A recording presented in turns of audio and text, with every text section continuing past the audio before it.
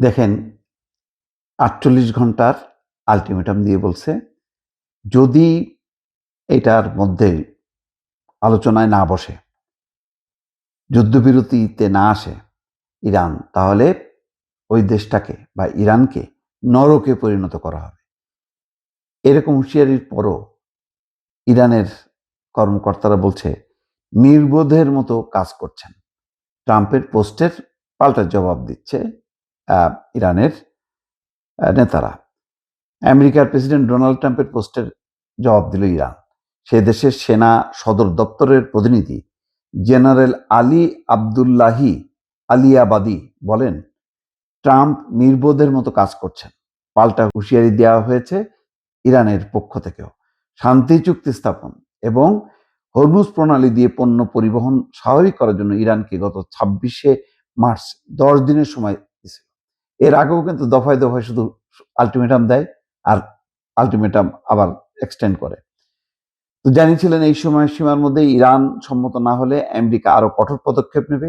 সেই সময়সীমা শেষ হতে আরো ২ দিন বাকি। আগামী ৬ এপ্রিল ১০ দিন সম্পূর্ণ হবে। ট্রাম্প সমাজ মাধ্যমে একটা পোস্টে ইরানকে সেই সময়সীমার কথা স্মরণ করা দিচ্ছে। কি বলছে, লিখছে যে আর ৪৮ ঘন্টা বাকি, তার মধ্যে চুক্তি না করলে নরক নেমে আসবে তেহরানের উপর। ট্রাম্পের এই হুঁশিয়ারির জবাব দিয়েছে আবদুল্লাহি, অর্থাৎ ইরানের সেনা কমান্ডার। বলছেন হার স্বীকার করে নেওয়ার পর আমেরিকার আগ্রাসী এবং যুদ্ধবাজ প্রেসিডেন্ট এখন মরিয়া হয়ে উঠছে। অসহায়, ভারসাম্যহীন এবং নির্বোধের মতো কাজ করছে ডোনাল্ড ট্রাম্প। ইরানের পরিকাঠামো এবং জাতীয় সম্পদকে নিশানা করে ভয় দেখাচ্ছে, অর্থাৎ ইরান সারখার করে দেবে, আরো ধ্বংসযজ্ঞ চালাবে, সেইটাকে তারা লক্ষ্যবস্তু করছে। ট্রাম্পের পাল্টা জবাব দিয়েছেন সেনা কমান্ডার, বলছেন যে কোনো মার্কিন বা ইসরায়েলি আক্রমণের জবাব দেবে ইরান। পশ্চিম এশিয়ায় অবস্থিত মার্কিন সামরিক কাঠামো, ইসরায়েলি অবকাঠামোগুলোর উপর আরো বিধ্বংসী হামলা চালানো হবে, অবিরাম হামলা শুরু হবে। ট্রাম্পের ভাষা ব্যবহার করে আমেরিকার সামনে নরকের দ্বার খুলে দেওয়া হবে বলেও বলছেন আবদুল্লাহি। বলেছেন দেশের অধিকার সুরক্ষিত করতে এক মুহূর্ত দ্বিধা করবে না ইরানের সেনা জওয়ানরা। ইরানকে একাধিক হুঁশিয়ারি দিয়েছেন ট্রাম্প, একাধিকবার সময়সীমাও বেঁধে দিয়েছিলেন। পশ্চিম এশিয়ার যুদ্ধের কোনো সমাধান মেলেনি তাতে। ২৬শে মার্চের আগে গত ২১শে মার্চ ইরানকে আরো একবার ৪৮ ঘন্টা সময় বেঁধে দিয়েছিলেন।